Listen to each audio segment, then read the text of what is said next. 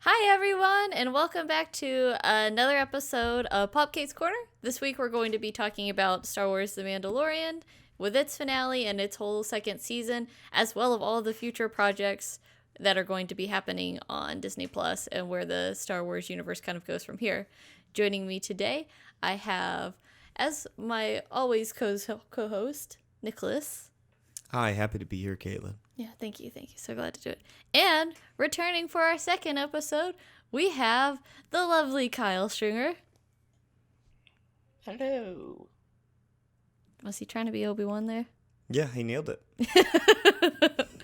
Okay, so just to dive in, just giving us a great starting point, I thought we could talk about who we thought the Jedi was going to be coming to help rescue Baby Yoda at the end of the second season. Please use his proper name. Grogu. That's the name his mama gave him, I think. Do they have Exactly. mamas? Do they have mamas? We don't know. I think what's the lady that owns the hangar on Tatooine? That he always stopped. Yeah, I don't know if they ever gave her a name. they do. But that lady, she specifically said, if he ever buds or anything, I'll pay for it. I think that's a little foreshadowing that Baby Yoda is going to start budding off But that just sounds like tiny Grogu's. I would love tiny Grogu's. I think everyone would love tiny Grogu's. I want Can you imagine? more Baby Yoda. Like, what was Grogu at, like, 25, you know? Yeah. Yeah, if this is 50, what was 25? What was he like at 5 or 1 for... Does he look like a baby panda at 1? I think he's God. more of like a fungus spore at 1 year old. It's just I sort of honestly floating in the believe air. Is he? Because The obviously Yoda species really is fungi. we know that It's a fungi. he was on Coruscant. Yeah. So They captured him in a butterfly net. They brought him to the Jedi Temple. And Yoda was like, offspring this is. well, we got sidetracked, but let's dive into who do you think was actually going to show up in the finale? Because I did not think it was going to be, spoilers, Luke Skywalker. Well, Caitlin, why don't you get us started off? I get to start us You get off? us started Oh my off. goodness. Yep. Okay, so just so I can show my shirt real quick. Got this awesome. Show it. You gotta pull your hair. There you go. Perfect.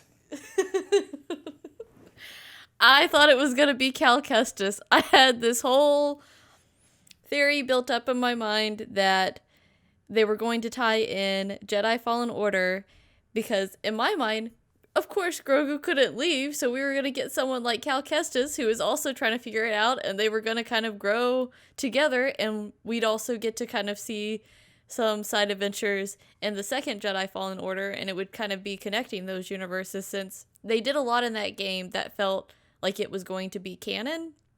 And the actor who plays Cal Kestis, he was in Shameless and everything. He's actually been in a lot of live action stuff. He's a pretty good actor, so I just assumed they're going to tie it in. They wouldn't get a name like that without thinking that, yeah, we're going to have this big connected universe and get to see them kind of become Jedis and carve their own paths together. That's really how I thought it was going to go, and the truth of the matter is what we actually got was a lot more heartbreaking, and I didn't handle it very well. So who wants to go next? Well, I want to tag onto that because what I think would have been really cool if they did go that route, and in the second Jedi Fallen Order you had Baby Grogu with you and Cal Kestis. What I think you could have done is you could have brought back the Chow Garden from Sonic. Yeah. And Grogu could have been your Chow. And so you could make him evil or good or whatever you wanted to do. And he slowly changes colors and form and stuff depending on how you. And then you get kind of like a Ratchet and Clank Yeah. aspect to it, where there's certain parts where Grogu hops off your back and you get to control him as he's running through vents and Right. shit. Yeah. And you can force choke people. It's just it's like a better Clank. Well, that's what I wanted. I didn't get it. Also, if you want to hear more of my thoughts and discussions, in the description below, I will have a link to my blog post where I dive into my feelings on the finale and where the Star Wars universe is going. So enjoy that. So I'll go next. Okay. And I'm not going to be contrarian today. Wow. I'm not going to do it. I thought it was going to be Luke.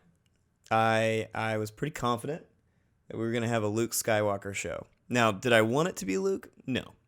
I didn't want it to be Luke. Who did you want it to be? Well, I did want it to be Ezra Bridger. Yeah. But I don't think we're ready for him yet. I don't think we've cast the right person. I'm ready. Raul Coley, Ezra Bridger. But I thought it was going to be Luke, and just because all of the signs and everything they did in the show, they kept pointing to Luke. And I feel like one of the big things that they did with Boba Fett this season, which was sort of like crazy foreshadowing to me, is they were like, "Hey, remember how you imagined Boba Fett was a badass, and like you kind of told yourself that over the years, even though everything in the show was like." He was just kind of hanging out with Darth Vader, and then he fell into a pit. Like, yeah, no, here you go. Here's badass Boba Fett. And it was the same thing with Luke. We were told many times, oh, Luke's a badass. But all he ever did was get in a fight with his dad. And it's pretty badass to me. And didn't really win. It's just like his dad got drunk and was going to, was being on ornery. Out of his mom. And so this got dark. Go back to the happiness. Okay. His dad really wanted to give him a hug, and Luke is just not emotionally available for that. And so he beat the shit out of him in front of their grandpa? Yeah. Adopted grandpa. I mean, depending on how you look at it, Anakin was born out of midichlorians because of Palpatine's, So Rey and Anakin are brother and sister. I don't like this. Okay. What? Sorry. No, I'm just thinking about it. I didn't like that. Well, you want me to redo it? No, it's fine. No, you're good. I just it's also one of those things. I don't think anyone was super happy with the Rey being a Palpatine. Yeah. Reveal, twist, whatever you want to call it. And they weren't. I had no emotions for it. See, Kyle, that's the worst Kyle can feel, because Kyle either feels happy about a thing or nothing. Yeah. Yeah. All right, so Kyle, who did you think it was? Well, I'm gonna be honest. I didn't even think anybody was like I don't know, man. You thought there was a bleakness to the world, and Grogu sent out a call, and nobody answered that poor little boy. Well, I guess like in my head, because the Mandalorian's over, right? Oh no, they're doing a season 3 after the Book of Boba. They're doing a season. Yeah. Oh, they are. Okay. Well, in my head, I just didn't think that was going to be the end of Grogu's storyline. Yeah. I guess I don't know. I don't think it is. But But no, I mean, to me, I don't like with like the knowing where everything is happening in the Star Wars universe. Like, it really only made sense for it to be Luke. With, him trying to rebuild the Jedi Order at this time. Mm-hmm. And you have Ahsoka. She knows Grogu's exist, but she's off doing her own thing. And you have no idea where Ezra Bridger is. Yeah. Because Ezra and Thrawn were together. Mm-hmm. And if Ahsoka can't find Thrawn, then obviously she hasn't found Ezra. That's true. That's also why I didn't think it was going to be Ezra. Yeah, I wanted it to be Ezra because I wanted that universe to come together, and I wanted some more relevance there. I didn't want it to be Luke because it does open up a bunch of questions about, like, where is Grogu? Why isn't Grogu? And well, Ben put him in the ground. I guess that could have totally happened. I just don't think Grogu versus Ben Solo. I don't think he could do it. Well, that's part of the reason go ahead, Kyle. I was gonna say maybe Grogu got tired of the Jedi shit before Ben did, and he left. That's my theory. To go start his own Grogu-related, right? Or his Yoda species Jedi temple on Dagobah. Yeah, because where he is now, he's now budded dozens. Dozens. What if theory, the Yoda species, whenever they bud or reproduce, they lose some of their power. They have to actively give up some of their force power to their children. So that's why there's so many of them, is to keep that power kind of concentrated. But every time they reproduce, they split their power in half, essentially. Just a theory. I'll let you guys mull over that. Well, I'm going to go back to my point. That's why I wanted it to be Cal Kestis, because I thought we would get to see Grogu more in that training, and I didn't want it to be Luke because I wanted to see this person, kind of like Rey, kind of like Cal Kestis, this little Grogu, kind of form his own path out of knowing kind of what the Jedi was and having these abilities, but having to figure it out kind of on his own, and having that team up with Cal Kestis where they're doing it together, I thought was going to be a lot of fun. Yeah. And I also selfishly just wanted to see BD1 as a live action because I love him so much. But that's really where I thought the series was going to go, because I just couldn't see us losing Grogu since he's such a fundamental part to Mando. But I feel like they're really trying to shift it towards season 3 being about him trying to be a part of Mandalore, and will he actually get to become the leader, or is there going to be stuff with Bo-Katan? Well, he is the leader. I know, but what I'm saying, because they say Mandalore is glass, so it's like Mandalore is kind of in ruins. Will we see him actually restore Mandalore? Mm-hmm. It's kind of like the Coldplay song, he's just a king of pillars of salt and pillars of sand. Copyright. Dang it, Nicholas. I'm sorry. We got copyright. We're flagged! We opened with a terrible joke, and then we did that. What was our terrible joke? Well, I was making a joke, and then Kyle brought in domestic abuse. Oh, yeah, that's right. So Yeah, but I think we're past the threshold, right, on YouTube. You guys are taking my happiness. And this is happiness I've had to reclaim after being just completely destroyed. Oh, yeah. I did not handle the finale very well. That was a bad morning. It was not a good morning. And this was like, I always look forward to Friday mornings. Friday mornings, it was like, gotta get up, get to watch some Mandalorian, get to talk about it a little bit, and then we go to work.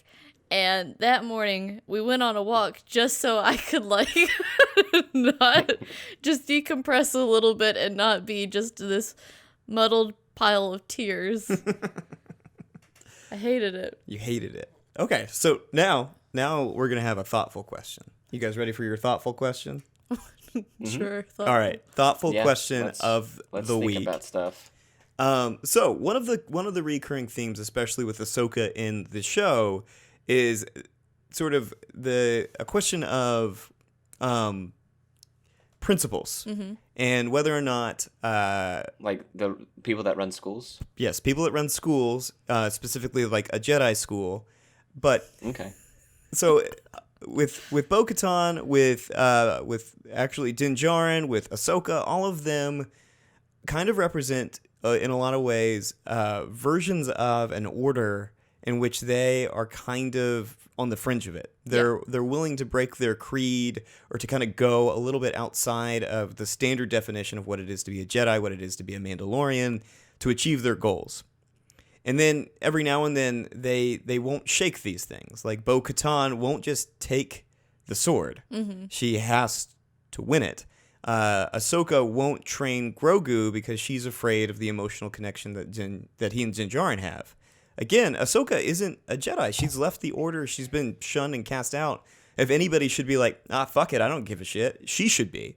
Yeah. So I'll train this little baby. So I guess my question is, like, maybe she just didn't want to. She knew he was already 50 years old. And she's like, I can't train this thing for another 50 years. That's too much of a time investment. And she was also like, he's way older than me. Yeah.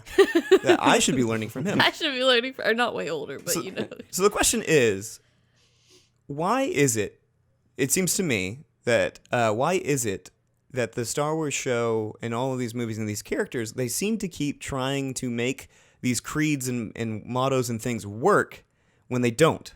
We've seen what strict adherence to these things actually does in Anakin.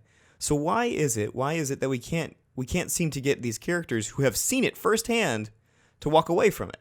I think Din Djarin is an excellent example of basically he took his helmet there off at the end in front of everybody and completely threw his creed away because he knew and he saw that it wasn't worth it.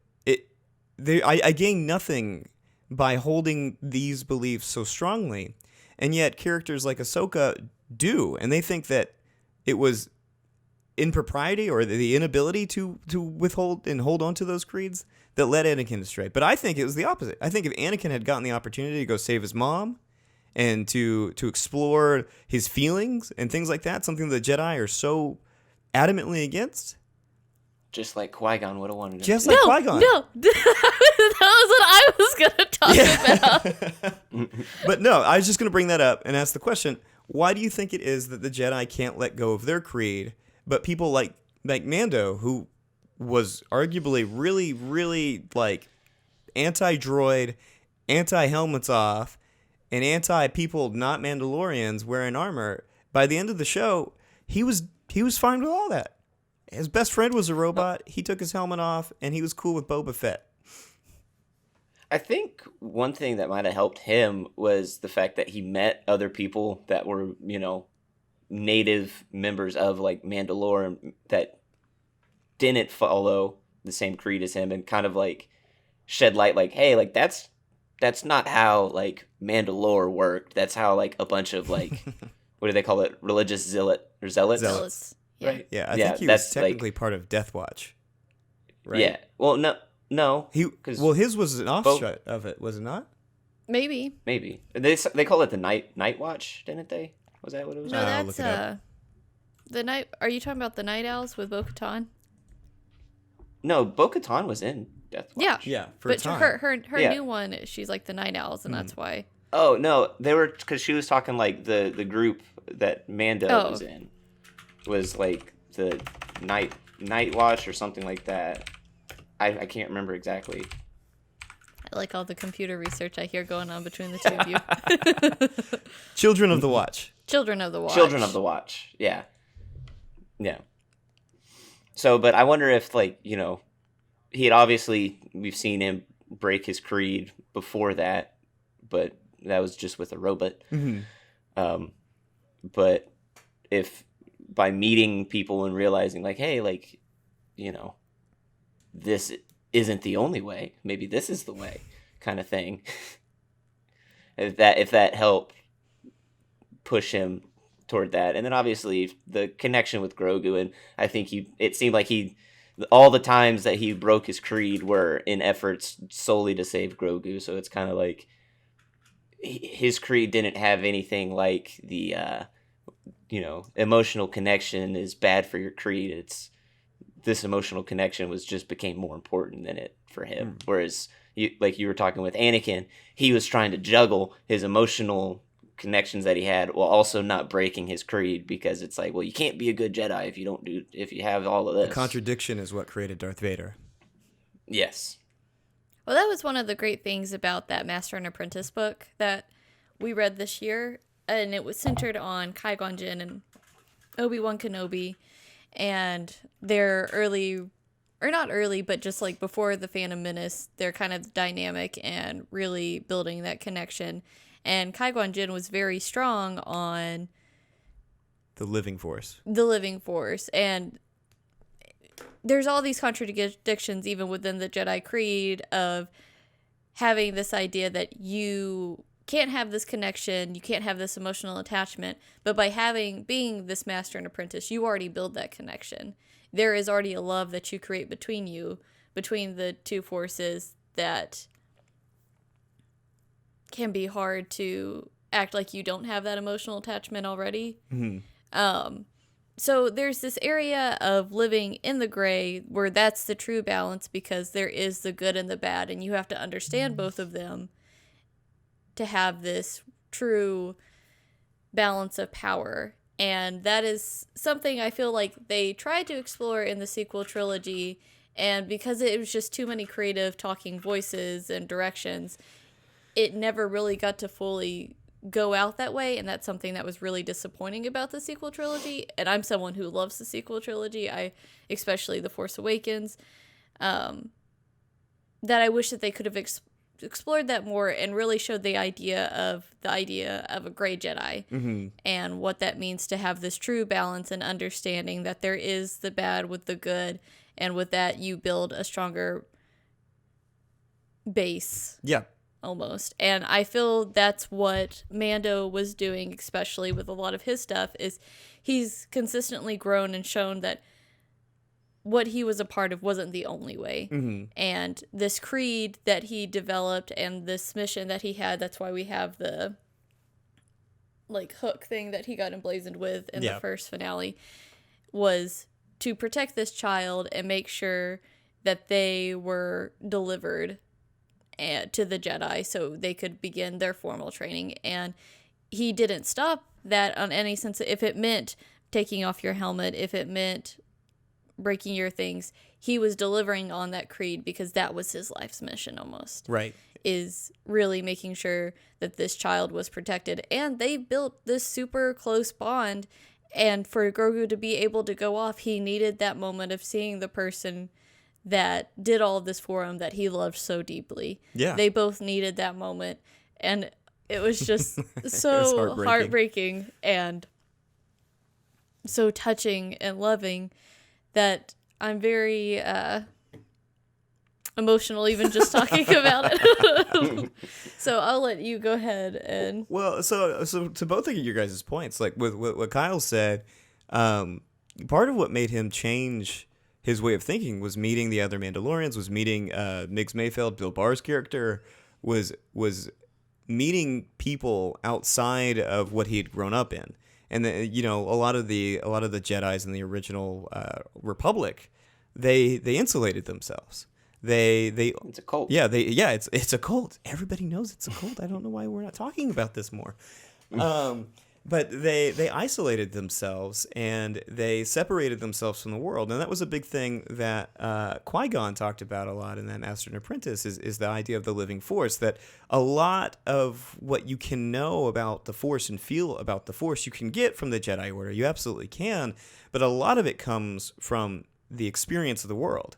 That in isolating yourself and by cutting yourself off and creating this division between the Jedi and everybody else, you lose the ability, you lose this sort of natural perception outside of the Force. There's the Force, and then there's, the Force. There's life, and then there's this power. And I think that this show really highlighted the fact that those divisions, that the necessity to set up these barriers and to wear a helmet and isolate yourself, they can be damaging. They can be damaging to you most of all, but largely in unmasking yourself and accepting and learning and growing. That's the only way. That's the only way you can grow goo. I'm gonna use that pun a lot. You already have. So I love it. But anyway, that's why they picked, and that is why they picked the name Grogu. Thank you. Yeah. So that's I don't I know. want the record to show I'm unhappy with this. Well, the record has shown it, but this is my show, so the show goes on. Okay, so let's talk about something. I have another thing. Another question. I feel like we should dive a little bit into the finale and how a lot of us all felt about it. We haven't got to really. I was going to ask a question about the finale. Well, if that's okay. Let's go. No, it's not okay. Okay. Well, then I won't. All right, no, go ahead. This is my show. We're petty today. Guys, we're really petty today. Ask your question. Okay. How cool was it seeing Luke Skywalker kill a bunch of droids, guys? Look, I have a lot of mix of... Well, What? I think he could have done it in 5 less lightsaber swings. Wow. Obi-Wan's like, I could have done it better. Obi-Wan and Yoda are just like up there, like, not wasted a moment. That's such an accurate What is that? way... Flare? Glitz? Glam? No. I could have done it better. That's such an accurate Obi-Wan thing to feel, though, right? Yeah. Yeah, exactly. So what are your mixed emotions, Caitlin? Well, knowing what happens afterwards, I'm no longer excited about it. You can't enjoy the part. I can't enjoy it because I'm just like, why, Luke? You can't come in here with Luke Skywalker and see him cut through all those guys, see Moff Gideon get scared, and and then you can't enjoy it anymore because when he comes in, he said, "Let's go." Let's go. And I'm like, no. That's my baby. There's so much that I wanted that I had expectations for. I'm still, and I highlight this in my blog post, but this was something you and I had talked about throughout the season, his connection to the knob and how that was going to be a part of his lightsaber. And just not seeing, like, knowing that Mando recovered that and not seeing Grogu take it with him, I'm not handling it well. There's a lot of stuff that I'm just, I don't know. See, though, but what if? Okay, what if? What if it wasn't just, because I also thought the same thing of like, oh, he didn't give him the little ball. Yeah. Like, Well, Jedis can't have possessions because Luke would have been like, "Oh, that's cool," and then went. and it's just like, God, scary. Luke, you have a droid. Yeah. Yeah. Well, you can't. Is Can a you droid own a possession? droid? Yeah, you can. Okay. It's No, literally droids like- are your friends. There's no owning. No, like they're your friends that you own. Nope, just friends. Mallow's our friend. He's his Okay. own dog. Yeah. But what if it wasn't just, they just probably, the writing was really good in The Oh, yeah. Mandalorian, so I don't want to say like, oh, they just forgot about it. No. But what if that's just like when he goes and sees Grogu again, he's like, here you go, buddy. I have a theory about this. Remember this? What's your theory? My theory is Grogu, because Grogu knew he had it. But he's like, "I'm gonna leave it with you because I'm gonna come find you." It's sort of like a Cinderella shoe thing. It's like, "Come get me, come give it back." Get back. I don't know. I feel like there's also a little bit of it. It's like Razor Crest is destroyed. We have to get or rebuild a new Razor Crest, and maybe that's just like that's his like little It's memory. the one piece. Which I'm also not handling. It just I like the idea if he rebuilds, buys all the parts, everything, and he has the handle, but the one thing he didn't buy was the knob. Couldn't find it. Don't make it God. now. And he's like, "Oh man, I can't do this." And then he puts his hand in his pocket and he's like, Yeah, he's like going screws it he's on. going through all his. And then old next stuff. thing you know, there's a Force Ghost behind him, and it's Baby Yoda projecting himself into the ship. Not actually Okay, dead. thank Little God. Grogu, yeah, no. And then he projects himself into the ship, and he's just like, he looks back, and he's like, "Yeah, life's good again." And then he flies off. Credits. That's season 3. Yep. Season 3 is he's buying a bunch of ship parts from Napa, and he puts it together. I'll tell you what I especially didn't handle well. I didn't handle well that it ended like that, and there's so many like open-ended questions, not just with Mandalorian, but with Grogu and so many places they can go. Mm-hmm. And then we do the whole credits to only have this like Book of Boba Fett, and I was like, no, I didn't want this. I know people love Boba Fett. He's just not a character that I've ever had a strong connection to. And how Yeah, I'm more of a Django kind of guy. yeah, tell me about it.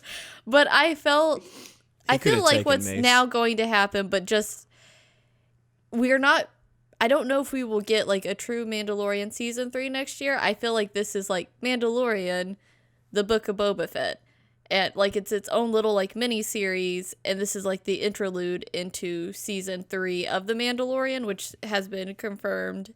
And with that, they're just taking more time to really flesh out the storyline and give us Let it breathe. Yeah. Yeah, some people are emotionally scarred to the point that I don't think that they could handle seeing Grogu come back right away. And I also feel like when we do come back, I can't tell if they are going to just pick up where we left off and jump straight into it, or if we're going to get a little bit of a time jump. I think we get a little I bit. imagine you'd have a little bit of Yeah. fun. Yeah, That's also how I don't think we have Baby Yoda anymore when we come back.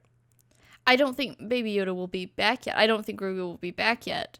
But I do think that we will see Grogu again, and he will be back in the series because he was such an integral part, and he's one of their biggest merchandising aspects. Mm-hmm. I can't see them just throwing that away, especially how much they spent on building that puppet.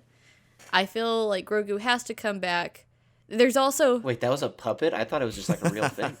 There's... I thought they literally just dressed a baby up. Right? Just so cute. Mm-hmm. There's also now rumors, though, that they are also doing Luke Skywalker miniseries. So maybe that's where Grogu's gonna be. Yeah. And we get to see Grogu get mad at Luke and destroy the Jedi Order and leave, and then Luke's like, gotta rebuild again. Yeah. Hey, Ben, come be a Jedi. And then, And he just has really, Force really Awakens. bad experience with his apprentices. Because at this point, yeah, Ben is... Leia quit being a Jedi. Yeah. And then had a baby that ended everything. At this point, Yeah. Ben is 4 or 5 years old, and we know he goes to train with Luke when he's 10. Yeah. So that's kind of where we are in the timeline of everything. Dang, Leia and Han didn't waste any time. No, like, that's the thing. But when the second Death Star was going up, like, Leia was pregnant. It's a true story. Okay. She's riding those speeder Canon? bikes. That's canon. That's canon. You can put my name on that. I don't think that's canon. All right. If he's 4 or 5, and this is 5 years after the Oh, yeah. second Death Star, It's like 4 or 5. then she's He got to could be pregnant. He could be 4. He could be 4. He could be Yeah. 4. No, that 5. can't happen. He's 5 years old. That's why the Ewoks liked her so much. is Yeah. They were like, They- baby. This was- Yeah, the they baby, knew. baby. She got pregnant Yeah. during the Yub Nub celebration. Yes. I That think is we all totally- did, right? Yeah. Right. Yeah. So many babies were made during that. It's like the Super Bowl babies, Yes. Yeah. It's like the baby boomers. 9 months after every Super Bowl. Yeah. Yeah, there's always a lot Well, of it's babies. like- This is the Yub Yeah, Nub. no, it's like 9 months after the Yub Nub. it's like all the babies made after World War II. It was like the Death Star blew up and the population of the galaxy skyrocketed. It was insane. Because there's just something about like, wait, destruction we that don't have to turns worry? people on. Yeah, something about blowing Like- up big old balls. Why do you think that big old firework in the sky just really got me Yeah. going? Some people didn't even get out of their X-wings. I didn't. Nope.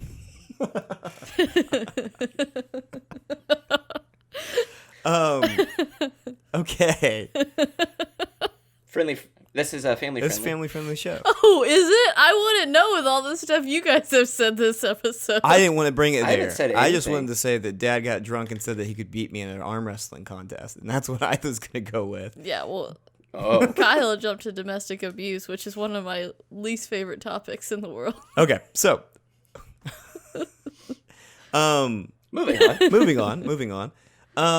So do you want to talk about some of the other shows that they're going to do? Yeah, so I feel that it is good to dive into what the future of The Mandalorian looks like with all of these shows. We already know that Rangers of the New Republic and Ahsoka are during the same timeline as The Mandalorian. They're all going to be taking place during the same time.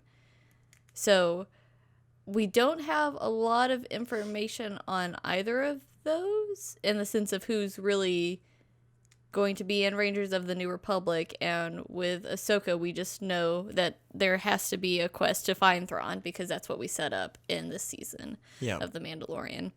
And then beyond that, we just have like so many other shows that are going to be a mix of here's a feature film and here's like an animated film. Here's a character that you love. We're going back to the High Republic, which makes sense because Disney, with a lot of their books and stuff that they're doing right now, they're doing a whole series about the High Republic that is releasing starting next year.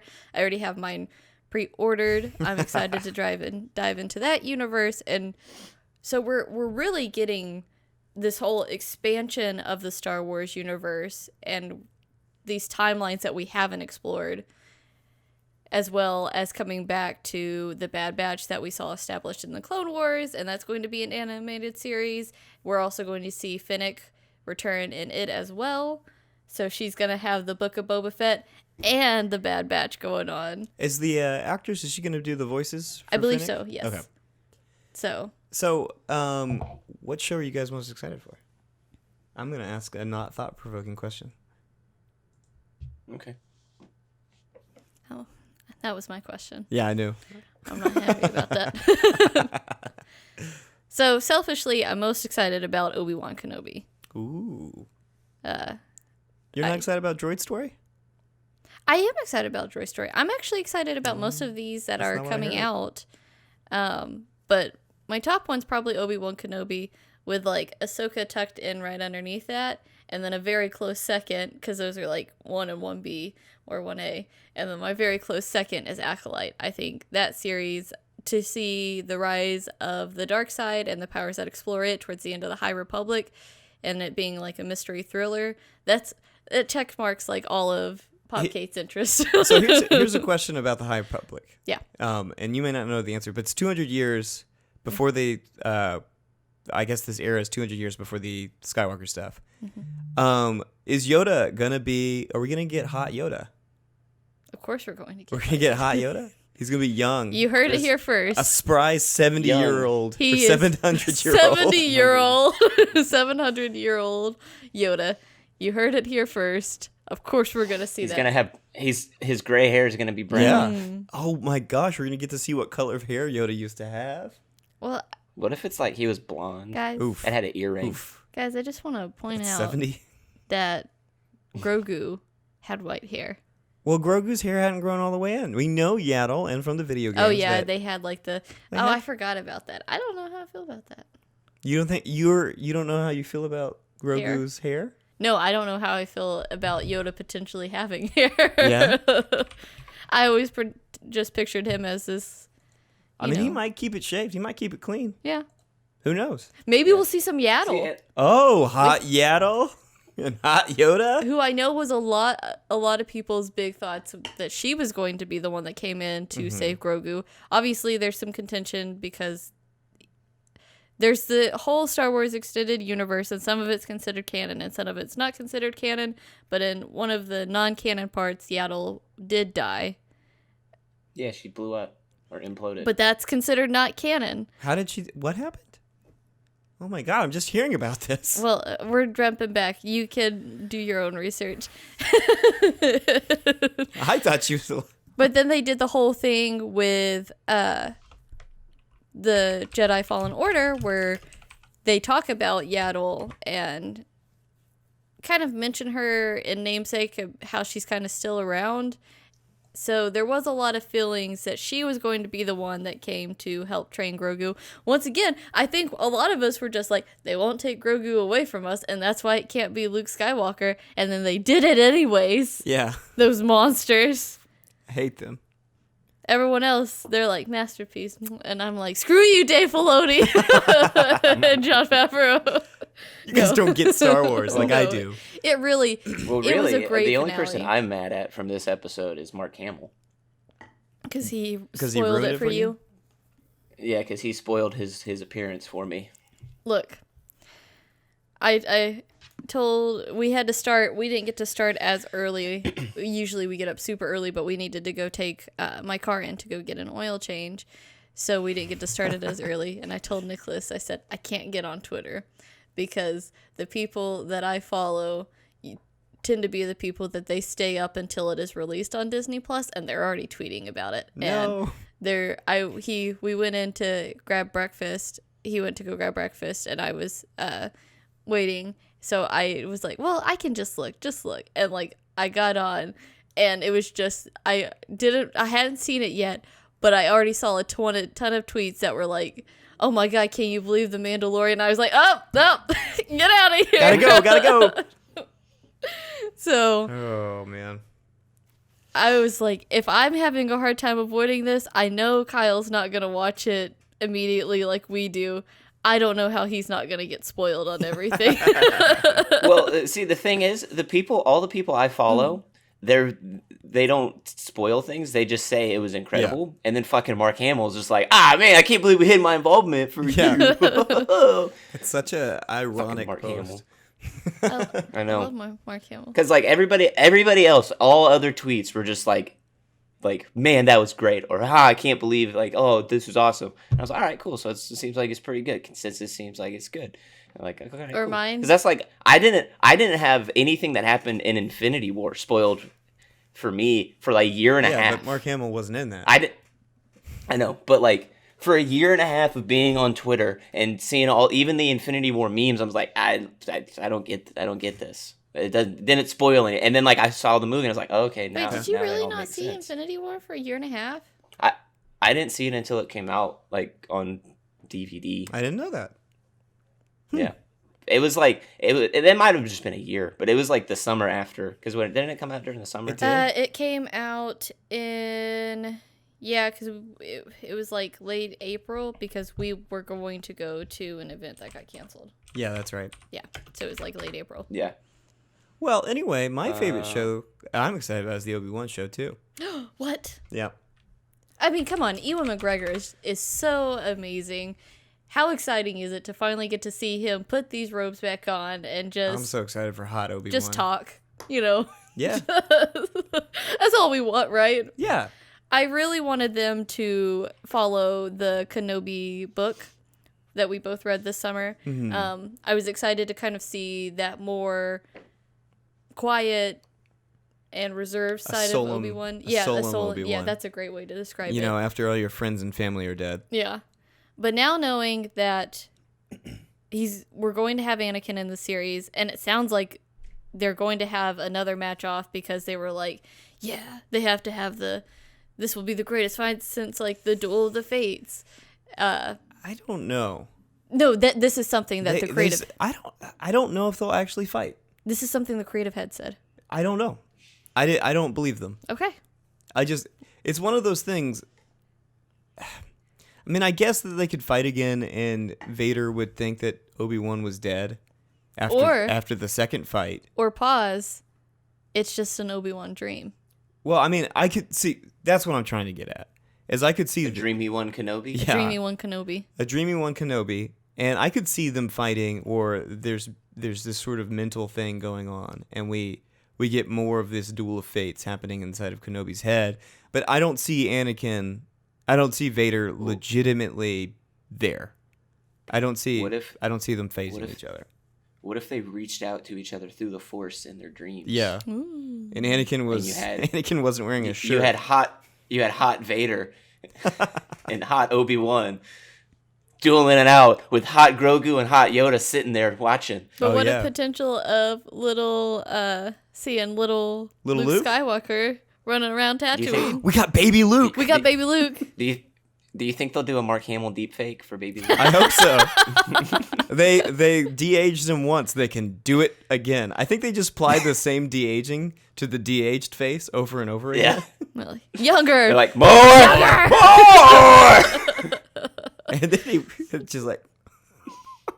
Wait, too far! Too far! He just uses the Joker's voice for little Luke. Oh, God, no.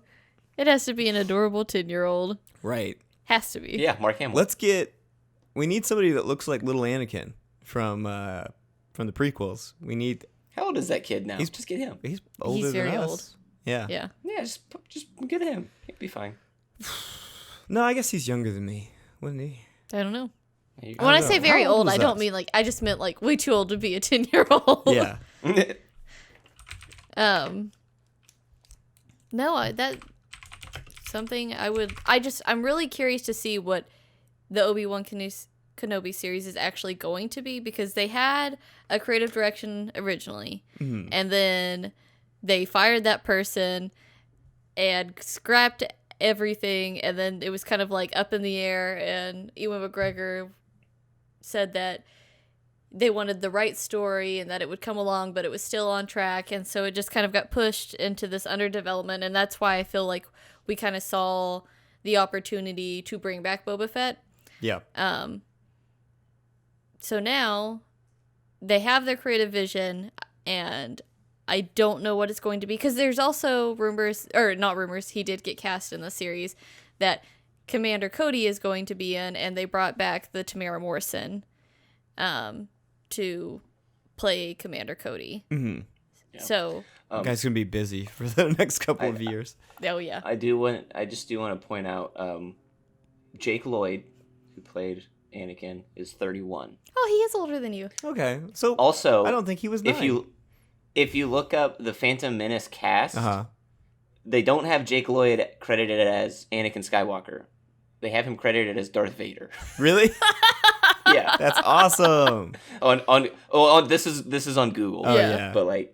But That's also funny. he's only 5'5", so Oh. Yeah, Good for him. he did not grow up to be the intimidating. he could have never been the 8-foot Darth Vader. Yeah. Well, I okay. am excited to see to see Hayden Christensen again. Yeah. Even though I do feel like he's the weakest point of the prequels. Not Jar Jar Binks? No. I said what I said. Yeah, you're right. Jar Jar Binks is the strongest part. He is a solid part of the prequel movies. I am curious if we will potentially get to see Natalie Portman. She is someone that I would love to see kind of return in dreams to Obi-Wan. Yeah, and she's already around. She's going to be hanging out with Thor, so... Yep. Disney's already got her hooks in her. Mm-hmm. So I'd love to see her return and be reunited with this cast. That would be great. So Kyle, what's yours? What are you most excited about? I'm a lot like Caitlin, where I think I'm most excited for the Ahsoka show. Yeah. Just because I'm interested to see how her storyline continues to get fleshed out, and especially if it includes any of like the Rebels characters. That's what I was going to ask you. I was like, are you excited to potentially get reunited with the Rebels characters? Because it has to happen. Because I really enjoyed Rebels whenever I watched through it. It's really good. And then and then Kenobi's right there, just like you guys said. You can't really beat Ewan McGregor in some robes. So who do you think they're going to bring? If they do bring back people for Rebels, obviously they've already got I'm sorry, what is the actor that plays Boba Fett's name? Timora Morrison. Tamora Morrison. Tamora Morrison. Tamora Morrison. Tamora. Let's call him Tamora. Tamora Morrison. He's obviously there, so I think we'll get Rex. Do you guys think we'll get Wolf? Maybe. Do you think we get more big wolves? Well, wait, hold up. Because Gregor died, yeah, but Wolf didn't. Mm-hmm. did he come? I'm trying to remember. I know Rex. It was mostly Rex that we saw in Rebels. Yeah. Maybe we'll see Wolf.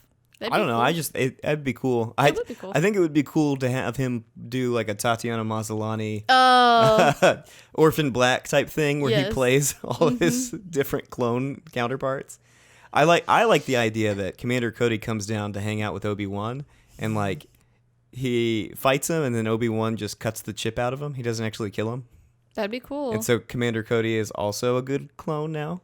I wouldn't mind that, but I feel like that's wishful. I feel like he's probably just going to cut his head off, but it is Dang what it it, I is. thought that was the chip and it just went all off. I'm so sorry. I'm not a doctor. All right, just one small... Oh. Dang it. Did it again. We can put this back. He's like, and then after he does it, he goes, another happy landing. Oh, man.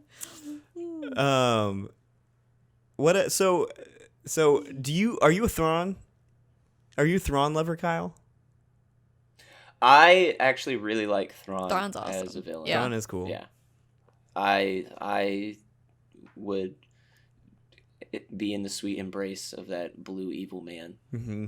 But I do not want to see him cast as Benedict Cumberbatch. It won't happen. Oof.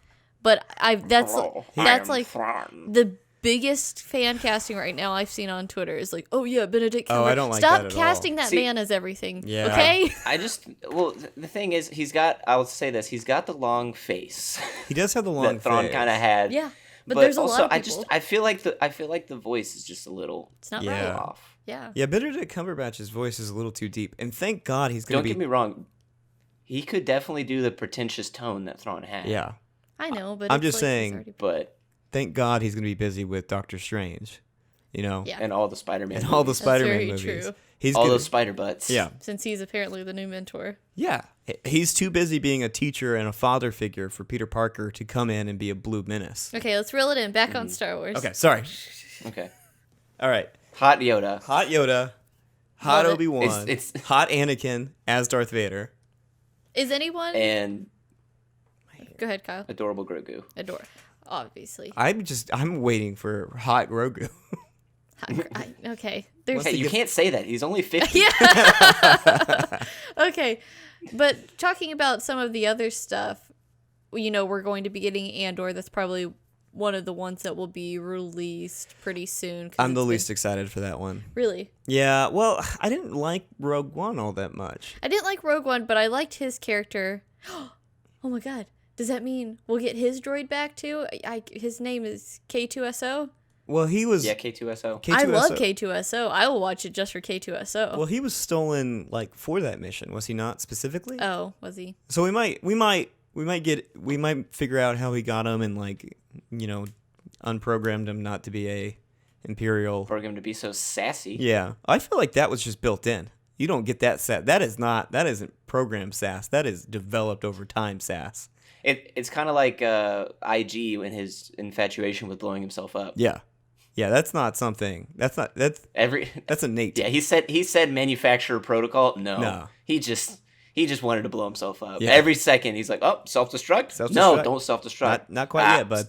Self-destruct, bomb. I'll be honest, the series I'm the least excited for is The Bad Batch. They were my least favorite story arc in Clone Wars. I was also very ticked off that we only get 12 episodes of this last season and we spend 4 of them with The Bad Batch instead of getting to the way that they ended things in season 8, especially between Anakin and Padme. They were basically done. So how did they get back on track to make her pregnant with a baby? You also have like, I love the Clone Wars Obi-Wan and the fact that we don't really get him much of the series. It's just there's all these characters that I feel like we deserve to get those goodbyes with. And we never did. And we don't get them because we spend 4 episodes with the Bad Batch and then we spend 4 episodes with a really bad side adventure with Ahsoka. And I love Ahsoka, but the side mission that they did was terrible. And then we finally get the 4 episodes that kind of bring it all together again. We get the reunion between Ahsoka and Anakin. Ahsoka trying to warn Obi-Wan about the things that Darth Maul told her. The epic fight between her and Darth Maul. Mm-hmm. It just the those ship going 4 down. episodes is what I would have enjoyed getting to see more of these characters and more really delving into that instead of getting this whole series that wasn't centered on Ahsoka to end with Ahsoka and Rex and not get to. I would have loved to see the play out. I would have loved to see Duel of the Fates in Clone Wars. I know we saw it live action. I would have liked to see it also animated, but I would have liked to see the things that maybe we weren't able to see in Revenge of the Sith get to play out here. More of the side conversations, more of the things that maybe were signs that you can't fit into a 2-hour movie, but you can fit into an animated series. Yeah, I really don't know what for me, I kind of enjoyed the Bad Batch stuff because a lot of the Clone Wars was also, and I know was sort of the was sort of seeing the clones at kind of their height, and it was for me a lot of it was a callback to those early 2000s like conventional animation series with the clones, which were just miniseries, and I loved those. And so I like the Bad Batch, and I like that. I do hate that we're getting this with a new set of clones, but we were also running out of clones that we knew at this point in the show, because with the exception of Rex and a few others, there weren't that many around anymore. Like, because 5 was gone. I'm trying to think of all of their names. I can't remember them now, but a lot of my favorite... 5's Echo. Echo's back, because he was back from the Bad Batch. But there's a lot of them that just, they were gone now, and with the show, nearly wrapping up and everything, that makes sense. But I like that kind of return to form and seeing sort of that like that team dynamic and stuff work together. So I don't mind that, and I'm excited for the Bad Batch. But I wish that we did have more time with the other characters in Clone Wars. I wish that we didn't go and have Ahsoka fix the problems of those 2 sisters. Yeah. Which was, especially since they didn't tie into the they last didn't really episodes tie at in all. anything, and we didn't know them, and I don't know. I don't help people. It's just I like don't know.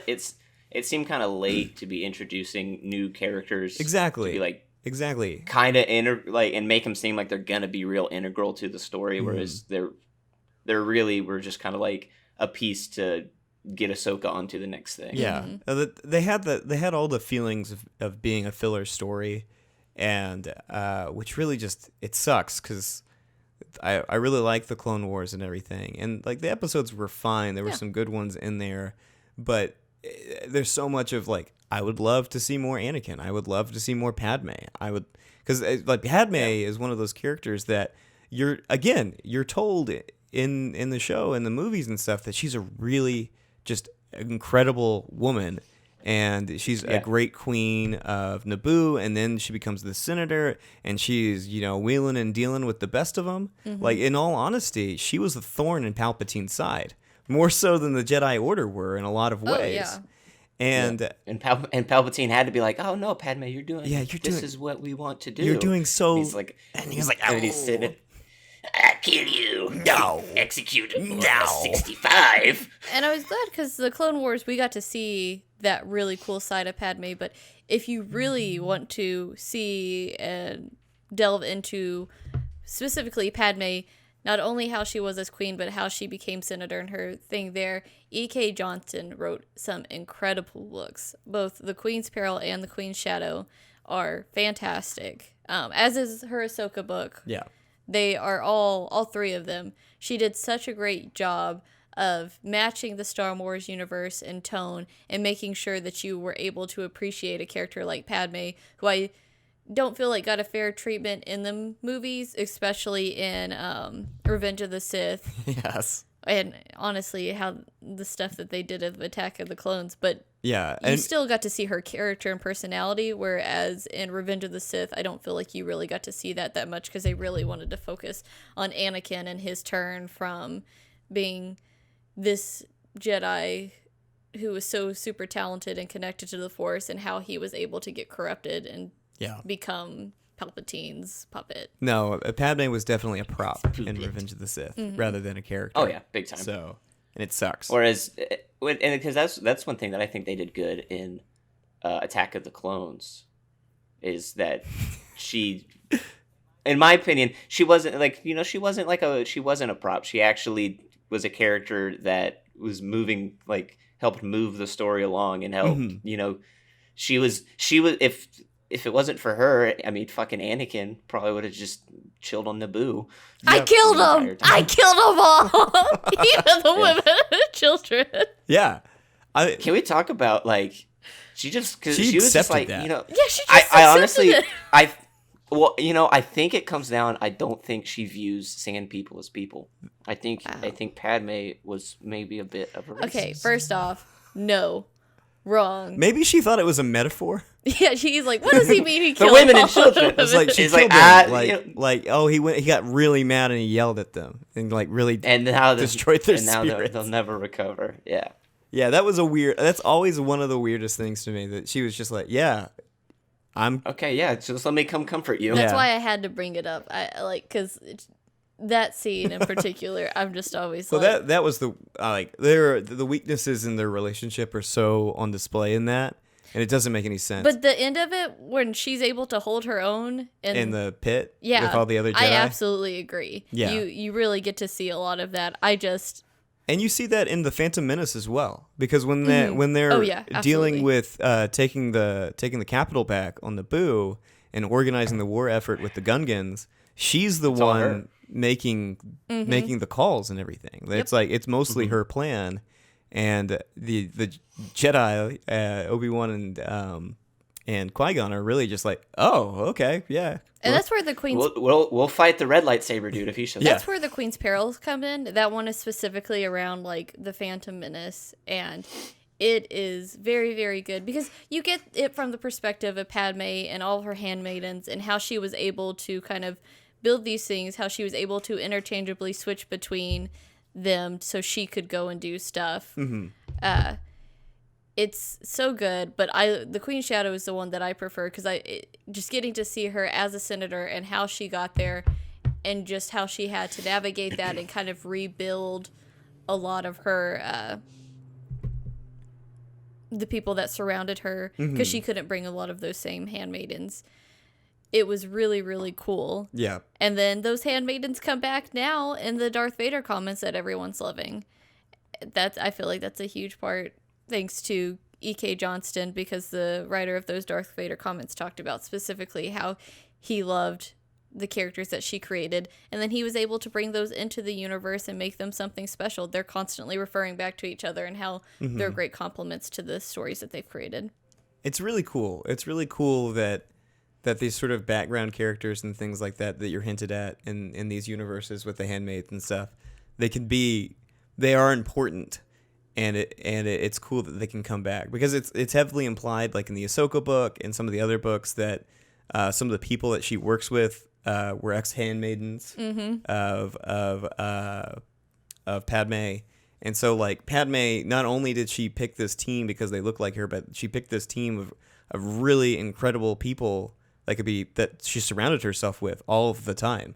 So I just think that's pretty cool. And you also get to see characters like Bell Organa shine, and how he does, and like why Leia was such a rebel was a lot because of how he was, the beliefs that he instilled in her. Yeah.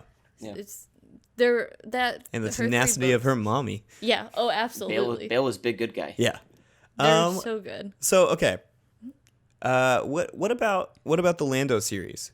Do you think we're getting Billy D or Donald G? I don't know. Now, I love the person that they brought in. I think he will do a great job. The Justin's similar. I'm bad with names, but I think he will do a great job.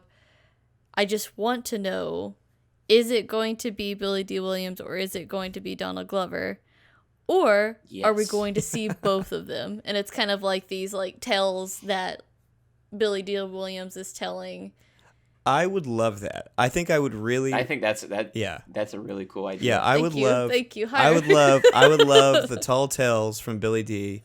Because like 90% of what Lando says hello, is Disney a lie. Plus. We've got the idea. Yeah. So it's like Lando telling the tale, and then it's or Billy D telling the story, and then you have Donald Glover acting doing it how it actually happened. Yes. And I think that'd be great. And you have like this voice narration. It was like, and I wooed that woman, and he like completely like gets slapped and walked away. And it would be so funny, and it would work really well. And like a character Lando is like 90%. It'd be so Lando. It would be, yeah. Yeah, because Lando acts like such a cool dude, but in reality, like.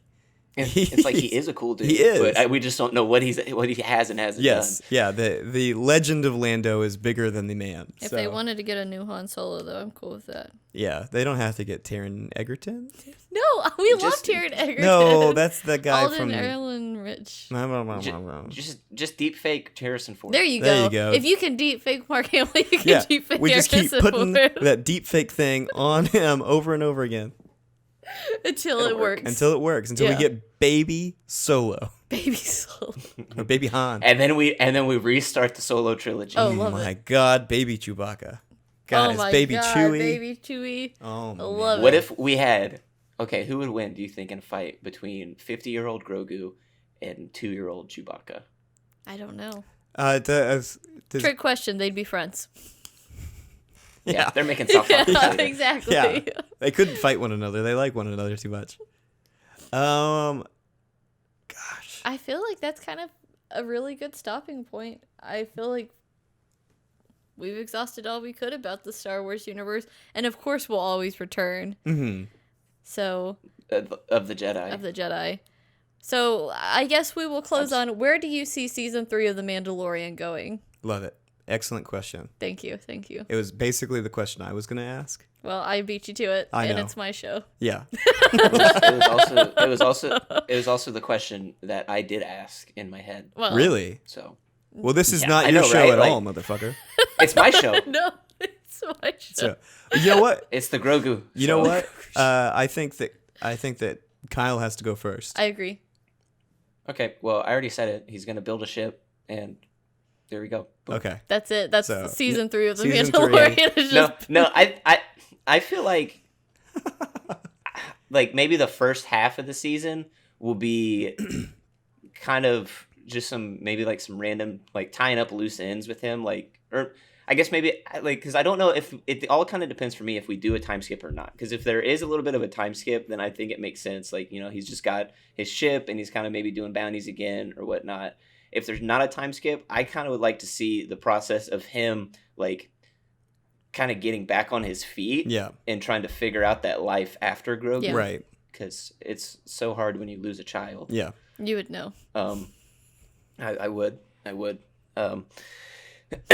Sorry, I get a little choked up talking about it. But, and then, so maybe that's the first 3 or so episodes, and then the tail end of the rest of that season is kind of him maybe getting finally convinced by Bo-Katan to help out with Mandalore, and then kind of She's just like, fight me. Fight me. Yeah, come on, fight me. Hit me.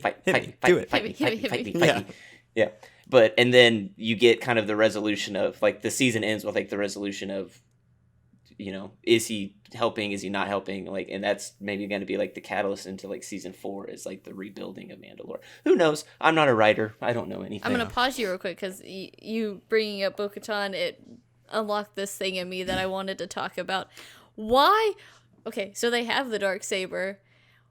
And they don't know Luke Skywalker's coming, and they're all like huddled up in that room, and they're like, yeah, we're gonna shoot. Why was Bo-Katan not like, hey, Mando, you have the Darksaber for now, use it on these things? Because bullets aren't gonna do. Bullets don't seem to work. Yeah. Yeah. And also, the Beskar spear worked better than bullets. I know. Yeah. It's like, give somebody the spear, have the Darksaber. Yeah. Boom. Yeah, I just was Bada like, bing, bada bang. obviously lightsabers seem to work great, so why were they just like, okay, we're gonna put this over here, and Well, this is a Darksaber. I don't know if that's the same. Yeah. oh, it's the same. It's like the opposite of a Same. lightsaber. She and they're literally dark troopers. said They it won't cuts touch. through everything except pure Beskar still. Yeah. That was said. Also, did anybody else get a little worried when the Beskar spear was like I was glowing really red? I was worried. like, it's gonna break. I was like, it's like this is gonna be the thing that it can kind of cut through pure is it Beskar. not pure? I know. I was like, is it not pure? I mean, it worked. Because like that, Yeah. that would be like the only thing to make sense to cut through like the Mandalorian armor Yeah. is the weapon that the Mandalorians have. Yeah. Absolutely. But she did establish that it couldn't Yeah. if it's pure. Yeah. She goes, if that's a real deal. Then you're good. Then you're good. All right. What about you? What about me? I get to go next? Yeah. Okay. So here's what happens. It's all my right? show. I'm closing it out. You're closing it out? Jesus. And I thought it was my show. If it's anybody's show, it's not yours. Just give it time, Kyle. Just give it time. Yeah. When we die, you inherit this show. Wow, Kyle, congratulations. I know you're That's gonna a lot of pressure. You have to write a blog post each week with it. we'll be talking about Star Wars in the year 2060.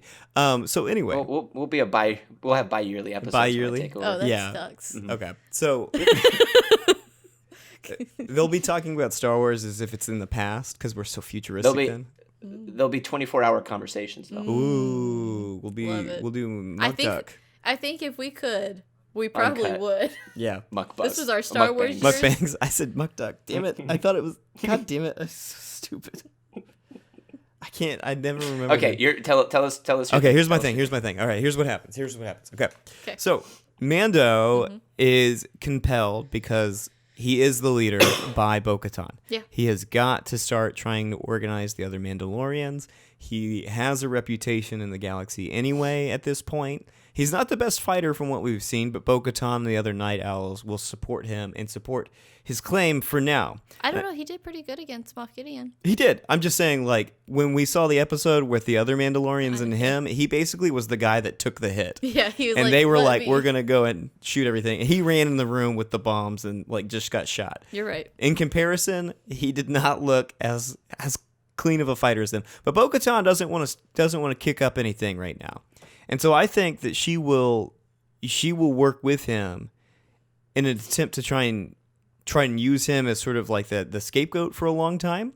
I don't trust Bo-Katan. She is know. a little bit of a snake in the grass for me. So I totally believe she's gonna straight up get Mando and the other Night Owls and try and organize a retaking of Mandalore. And she's eventually going to try and betray him. Like she's gonna double cross him at some point, and he's going to be kind of unwillingly doing this. I don't think he's interested, not as much as the others are, in restoring Mandalore. And I think that in that battle, in that fight, when he loses and Bo-Katan takes over Mandalore, I think that is a moment that we get Grogu back. I think that's a moment that Grogu feels inside of him, and he comes back. And there's I don't know. This is going to be sometime in the future. Like we're not going to be like immediate kick up. This is like we've actually had some time to organize some Mandalorians. We've actually started staging the idea of taking Mandalore, and it is Din Djarin's fall that leads to Grogu coming back. It's sort of like Luke feeling his friends and family in danger, and leaving Yoda and going. Grogu steals Luke's X-wing. Yeah, Grogu steals Luke's X-wing. He goes, "Sorry, He's a bad boy. Sorry, you're not my real dad. I gotta go get." You're not my dad. You're not my dad. And then he drives off on the X-wing, and Luke goes, "He's gotta learn the lesson himself." And then he comes back missing a hand. yeah, and he comes back with one hand, and it's like, "What happened?" And he goes, "I don't know." He goes, "Okay." Here's a robot Here's hand. a robot I had it ready for yeah, you. It's got 3 fingers.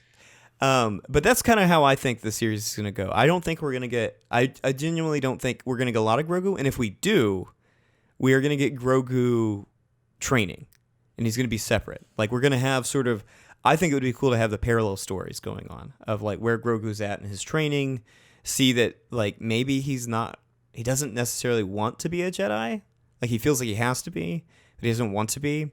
And we also have, in parallel, the story of the Mandalorians trying to reclaim their homeworld, which would be cool in and of itself, but kind of going back and forth between the two. And then the inciting incident is that Grogu can feel that something bad is going to happen to Din Djarin and decides that he's going to come and save the day. Go time. It's time for me to come and put you in a tiny baby carriage and take care of things. Side question before I move on with mine.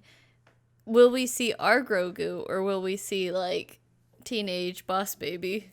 I don't feel like enough time's gonna have passed. Okay. I don't think enough time's going to be passed, but Because he's got to be like another 50 years from being like where he uses words. well, here's the thing. That's Yoda as a master. So, yeah, So there's somewhere between 50 and 100 that he starts talking. His full ass grown, because Yoda was a Jedi master at 100 years old.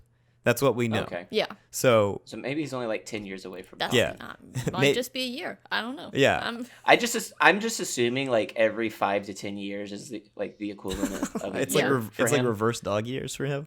Yeah. So like Yoda was, somewhere between 10 and 20 when he became a Jedi Master. This Grogu somewhere between like 5. I don't know. Just he's around 5. I just have a feeling, and again, we're just speculating with this imaginary race of creature, but I feel like they're probably going to go the route of he ages very quickly after he gets out of adolescence. Yeah. So I think like he's probably like this fledgling little baby for a very long time, and then there's this point that he just rapidly ages up, and then he stops, and that's that. Well, I mean, he doesn't have much height to go, so No. All right. Only like he's gonna double in size, and that's about it.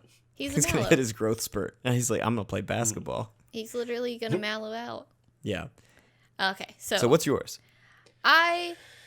What I think is going to happen, I also don't trust Bo-Katan. I have a lot of back and forth love-hate with Bo-Katan as a character, but what I think is going to happen is I feel like the Mandalorians don't really trust her. Yeah. Especially since, so you have her, she led the Death Watch, got her sister killed, had the light, allowed Darth Maul to come into power, regained Mandalore from Darth Maul, and then had the lightsaber stolen by Moff Gideon. So that already right there, that's like a... And the full-on collapse of Mandalore. That's like, do we want Bo-Katan back? So I feel that even though she wants it, knowing that Mando has the Mandalorian creed, she's almost going to use him, and Mando, Din Djarin, is going to need purpose after all of this. Yeah. And he's going to pour it all into understanding the Mandalorian culture. We're probably going to see him more without his helmet because he's going to be around more Mandalorians and realizing that you don't have to have your helmet on all the time. Damn, nobody wears this thing. Yeah. He's still probably going to have it on quite a bit because that is just something that's ingrained into the character. Yeah, it's part of his identity. But I feel we will see him a little bit more without his helmet. I mean, last season, we had 1 episode without it. This season, we got 2 episodes without it. And then next season? And like it was like it's fairly extended period. Yeah. Exactly. Yeah. So I feel like we're going to see that more 3 transition. episodes without it. Him pouring into rebuilding that, into understanding more what the Mandalorian culture is and not just the subdivision, to him kind of building back up his ship, we're not done with Moff Gideon. There's No. so much with Moff Gideon, what he wanted to do with Grogu's blood. We already kind of have the idea that they're using it to create Snoke. Mm-hmm. But we're going to, especially since we also have Dr. Pridgeon as well, the fact that we have both of them still, there's so much that ties into Grogu. And the danger of Grogu and them wanting his midichlorians will, I feel, always be a very present danger. So I do feel like it's one of those, Mando's in trouble and Grogu comes to save him, or Mando's like, I can't just let Grogu train. He's never going to be safe. Mm-hmm. And him trying to find Grogu and going from there. Because he will end up giving up Mandalore. But I think in the beginning, he's going to use it to help kind of heal his broken heart. To find purpose. Yes. Yeah. We'll see. Because, like, for me, I really think that he's going to lean into it in a way. And I really think Grogu will be an outside force. I think that there's a little bit of Grogu being the one that saves him is important to me. If Grogu comes back, it won't be until like they do about 8 episodes. It won't be until like episode 7 or 8 of the 3rd season. Yeah, I agree. Yeah, probably not. Yeah, I really, really, really want that double episode agree. story thing where we get Grogu training and the other day. I really want that. We're probably not going to get that. So season 3 is going to be a massive fucking disappointment to me. Probably so. But guys, I have to hop Well, off. joke's on you. I'm ending the thing because it's... Well, good. So thank you for another wonderful discussion. I always enjoy talking with you all. This was a super great Popkait's Corner, and I guess we will see. It will probably just be me and Nicholas next time, and we're going to be talking about BTS. So we will see you in 2 weeks. Bye. I won't see you. Yeah, in 2 because weeks. it's Bye. not your show.